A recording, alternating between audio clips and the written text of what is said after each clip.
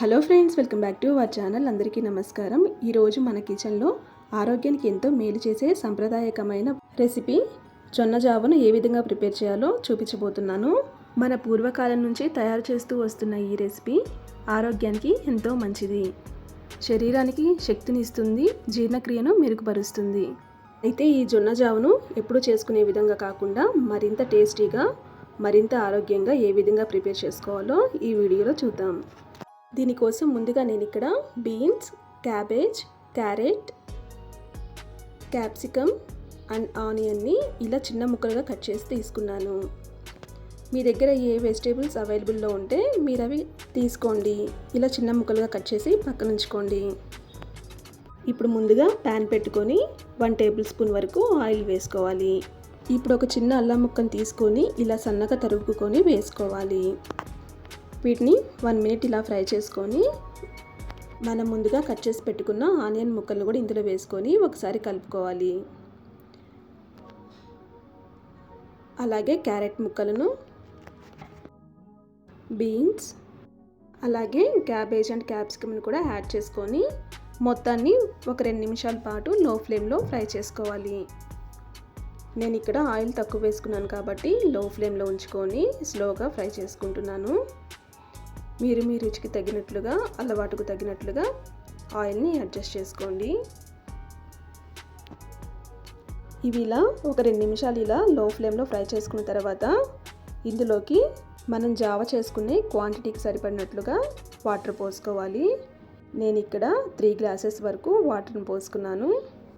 ఈ వాటర్ బాగా బాయిల్ అయ్యేలోపు మనం జావకు సరిపడా పిండిని రెడీ చేసుకుందాం. దీనికోసం నేను ఇక్కడ 3 టేబుల్ స్పూన్స్ వరకు పిండిని యాడ్ చేసుకుంటున్నాను. నేను 3 గ్లాసెస్ వాటర్ పోసుకున్నాను కాబట్టి 3 టేబుల్ స్పూన్స్ పిండి సరిపోతుంది. ఇలా పిండిని యాడ్ చేసుకొని కొంచెం వాటర్ పోసుకొని సాఫ్ట్గా బాగా కలుపుకోవాలి.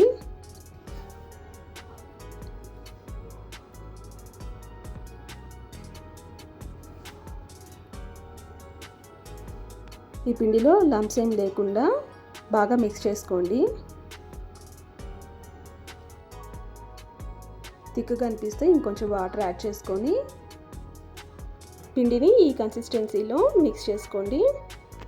ఇప్పుడు వాటర్ బాగా బాయిల్ అయిన తర్వాత మనం మిక్స్ చేసుకున్న పిండిని కొంచెం కొంచెంగా వేసుకుంటూ బాగా మిక్స్ చేసుకోవాలి.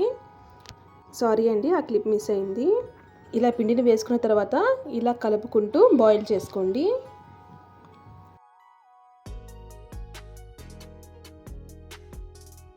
ఇప్పుడు ఇందులోకి రుచికి సరిపడా సాల్ట్ వేసుకోండి. అలాగే 1/2 టేబుల్ స్పూన్ వరకు మిరియాల పౌడర్ని కూడా వేసుకొని కలుపుకుంటూ ఒక 5 నిమిషాలు మీడియం ఫ్లేమ్లో ఉడికించుకోండి.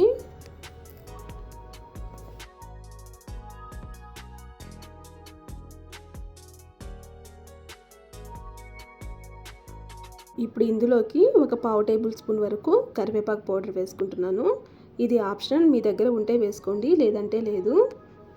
కరివేపాకు హెల్త్కి మంచిది, ఫ్లేవర్ బాగుంటుంది కాబట్టి వేసుకున్నాను.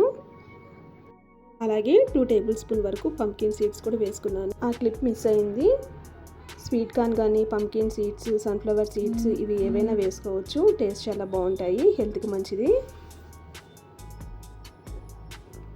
ఇప్పుడు ఈ జావ ఇలా బాగా బాయిల్ అయిన తర్వాత ఈ కన్సిస్టెన్సీలో ఉన్నప్పుడు కొంచెం కొత్తిమీర వేసుకోవాలి. అలాగే కొంచెం లెటస్ని కూడా వేసుకుంటున్నాను. ఇవి ఆప్షనల్, మీ దగ్గర ఉంటే వేసుకోండి, లేదంటే లేదు. హెల్త్కి మంచిది కాబట్టి నేను ఇందులో వేసుకుంటున్నాను. ఇప్పుడు స్టవ్ ఆఫ్ చేసుకొని సర్వ్ చేసుకోవడమే. అంతే అండి, టేస్టీ జొన్న జావ రెడీ అయింది. చాలా టేస్టీగా ఉంటుంది, హెల్త్కి చాలా మంచిది. ఈ జొన్న జావను ఈ విధంగా ప్రిపేర్ చేసుకున్నట్లయితే చాలా బాగుంటుంది, అందరు ఇష్టంగా తింటారు. సూప్ లాగా చాలా బాగుంటుంది. ఈవినింగ్ టైంలో దీన్ని సూప్ లాగా కూడా ఎంజాయ్ చేయొచ్చు. అంతేకాకుండా అధిక బరువు ఉండేవాళ్ళు, వెయిట్ లాస్ అవ్వాలనుకునే వాళ్ళు ఈ రెసిపీని ఒకసారి ట్రై చేయండి.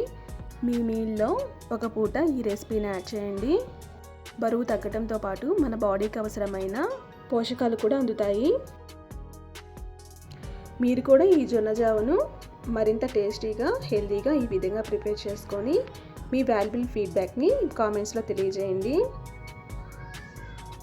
మీకు ఈ రెసిపీ నచ్చినట్లయితే లైక్ చేయండి, షేర్ చేయండి. మరిన్ని రెసిపీస్ కోసం మన ఛానల్ సబ్స్క్రైబ్ చేసుకోండి. Thank you for watching this video friends.